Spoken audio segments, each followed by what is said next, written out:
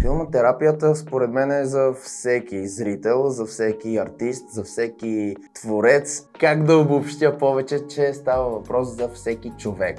Мисля, че всеки ще се припознае в някой от героите, тъй като всички се страхуваме от най-различни неща и се опитваме да се преборим точно с тези страхове. Най-голямото предизвикателство по време на снимките на филмотерапията беше, може би, това да се запази енергията, както във всеки снимачен процес, тъй като един снимачен ден е 12 часа, снимат се най-различни сцени, поне 12 часа. Да си запазиш енергията и да помниш всъщност за всяка следваща сцена какво се е случило преди това, какво ще се случи след това, така че накрая при монтажа да се създаде един цял филм, една цяла история. Отделно за мен предизвикателство беше да го съчетавам с други ангажименти, които имах и ми се натрупаха дни безсъние, което пък много помага на образа, така като гледах филма.